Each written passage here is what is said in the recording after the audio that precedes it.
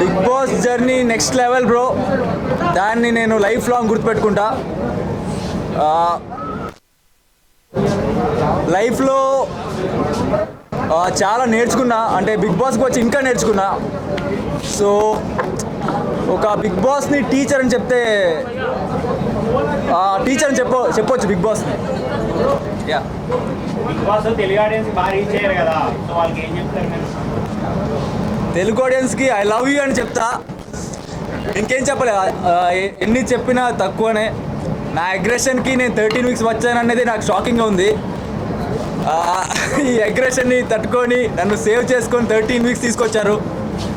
అదే పెద్ద నా లైఫ్లో అచీవ్మెంట్ అని అనుకుంటున్నా.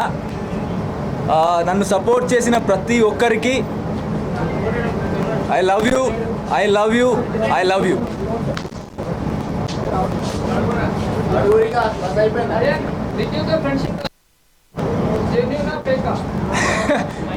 నిఖిల్కి నాకు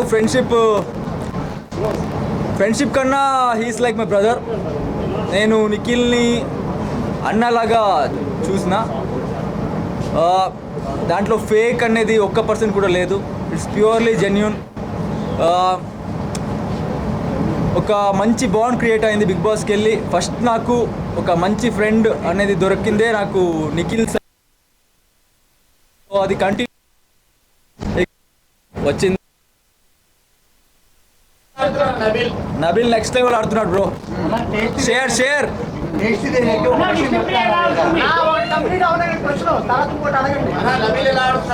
నబిల్ సూపర్ ఆడుతున్నారు బ్రో. నబిల్ కొంచెం వేరే వాళ్ళు వచ్చి ఇలా చెప్పినప్పుడు కొంచెం డౌన్ అవుతారు తప్ప, అఫ్ కోర్స్ టాప్ 5లో ఉంటారు. I wish good for Nabeel. And Nabeel actually Vishnu ఉంటుంది. అందరిని మిస్ అవుతున్నా బిగ్ బాస్ ఇంట్లో. అందరు స్పెషల్. విష్ణు, సోనియా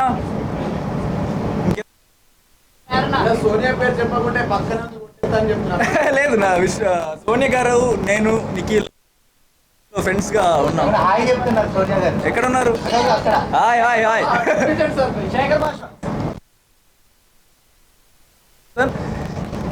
కొన్ని సీరియస్గా ఏమైనా గొడవ పడుతుంటే దాంట్లో ఒక జోక్ చెప్పేవారు. అది కొంచెం ఇరిటేట్ అయ్యేది ఆ టైంలో. బట్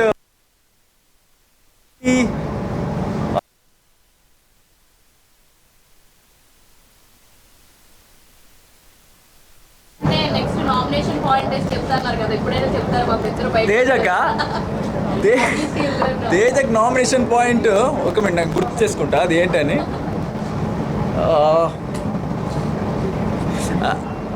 అది నేను కంప్లైంట్లో రాసిన కదా, లైక్ నువ్వు యాజ్ ఎ ప్లేయర్ నువ్వు మంచిగానే ఉన్నావు, బట్ హానెస్ట్గా లేవు అంటే నీకు తెలుసు నువ్వు మిస్టేక్ చేసావని, బట్ అయినా కూడా నువ్వు కొంచెం అబద్ధంలో కవరప్ చేసుకుంటావు. అదే నామినేషన్ పాయింట్ అదే. But as a player he is very good.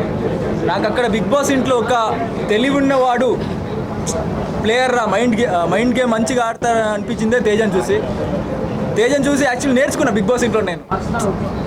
Only personal point of view, నా పర్సనల్ పాయింట్ ఆఫ్ వ్యూ. మంచి ప్లేయర్. మైసూరు నిఖిల్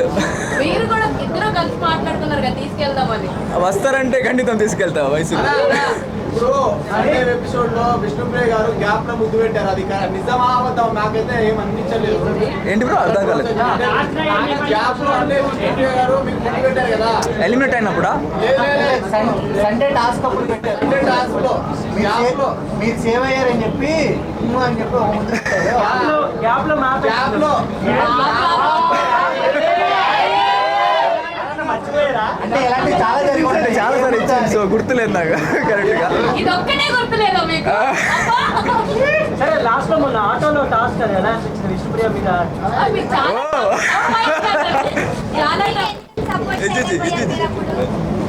చెప్పండి ఏమన్నా.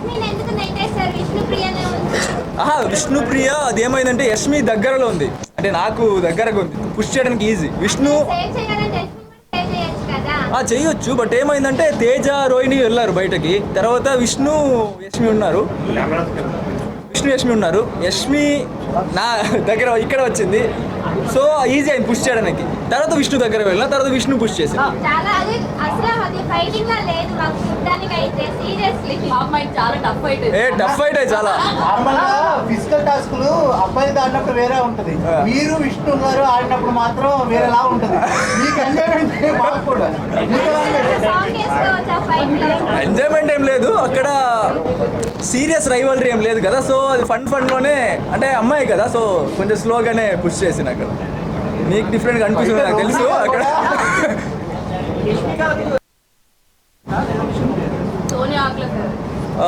ఇద్దరు ఫేవరెట్, బట్ యష్మి కొంచెం క్లోజ్ అనిపించింది. లైక్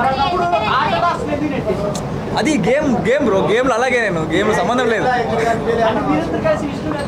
విష్ణు ఫ్రంట్లో ఉంది కదా బ్రో, అంటే ఆ రైలు ఉంది కదా, ఆటోలో ఉంటుంది కదా, అక్కడ వెళ్ళి పుష్ చేసేది కష్టం. అది గేమ్ అలాగే, ఎవరైనా ఒక్కరే విన్ అవుతారు కదా దాంట్లో.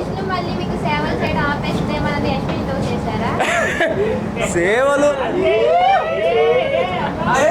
సేవలు అంటే ఏంటి మీ ప్రకారం?